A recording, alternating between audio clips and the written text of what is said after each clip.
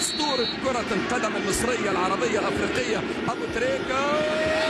نعمل حلقة أقوى من أي حلقة فاتت، فكك من الحلقة دي أو أي حلقة أنا عملتها على اليوتيوب، لأن دي أقوى حلقة على اليوتيوب وهي مقارنة بين أبو تريكة أسطورة النادي الأهلي وشيكابالا أسطورة نادي الزمالك. فبسرعة نعمل مقارنة، لو ما اشتركتش في القناة اشترك بسرعة واعمل لايك ويلا بينا. يلا بينا. هنبدأ بأبو تريكة. أبو تريكة الأهداف عند أبو تريكة نسبة تسجيل أهداف عالية جدا جدا بالنسبة للاعب خط وسط، أهداف كتير قوي. أبو تريكة جايب 126 هدف، أنت متخيل لاعب خط وسط مهاجم جايب في تاريخه 126 هدف؟ لا لاعب الصراحة خطير خطير، مش هيجي زيه في تاريخ الدوري المصري. هنيجي لصناعة الأهداف، أبو تريكة صانع 47 هدف. بالنسبة ليه كلاعب وسط يعني صانع أهداف حاجة انت كإنسان عادي هتستغرب ان ازاي لاعب خط وسط مسجل اكتر مصانع، يعني مسجل 126 وصانع 48 في حاجة غريبة جدا جدا او 47. لعب مع المنتخب المصري 100 مباراة، سجل في ال 100 مباراة دي بقى كام؟ سجل في ال 100 مباراة دي 38 هدف.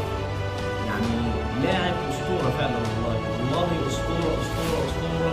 وحقق مش كأي مشجع اهلاوي، لا حقق كأي مشجع سواء اهلاوي او زملكاوي، لان ابو تريكة لاعب كورة ما بيغلطش في ده ولا بيغلط في ده، لا لاعب بيركز بس في لعبه الكورة، ولاعب فعلا كلنا عارفين ان هو ضحى بايه وايه، لاعب جامد جدا جدا جدا.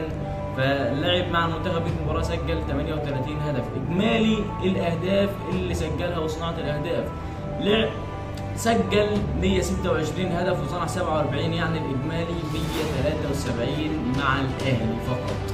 نروح لكام مباراه لعبها مع الاهلي. لعب مع النادي الاهلي 287 مباراه، 287 مباراه ساهم فيها ب 173 مساهمه. طبعا اسطوره مش هنختلف عليها. نروح لاسطوره نادي الزمالك شيكابالا. الاهداف بتاعت شيكابالا طبعا هو بيلعب جناح يمين، فشايف ان هو كاهداف منخفض فعلا، يعني معدل الاهداف عنده منخفض. لا لان شيكابالا جايب 70 هدف بس.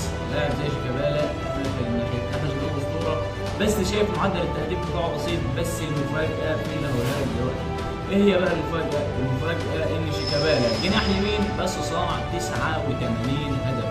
انت متخيل لاعب زي شيكابالا جناح صانع اكتر ما مسجل، اما ابو تريكة مسجل اكتر ما صنع وخط وسط. الصراحه الاثنين دول يخلوه دماغك تلف بصراحه يعني.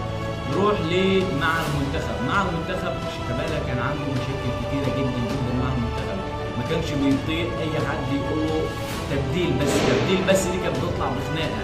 شفنا طبعا خناقاته مع المنتخب، فما كانش موفق مع المنتخب. لعب مع المنتخب 28 مباراة. طب في ال 28 مباراة دي سجل كام؟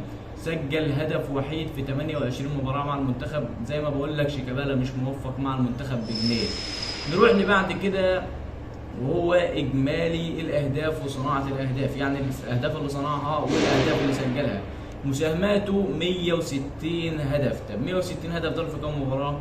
اعتبر في 400 مباراة، يعني في 396 مباراة سجل فيها أو ساهم فيها ب 160 هدف. فأنت كمشجع أهلاوي أو زملكاوي شايف إن شيكابالا هو اللي أحسن، ولا شايف إن الأسطورة النادي الأهلي محمد أبو تريكة هو اللي أحسن؟ هستنى رأيك في التعليقات، واعمل لايك وما تنساش الاشتراك في القناة. السلام عليكم.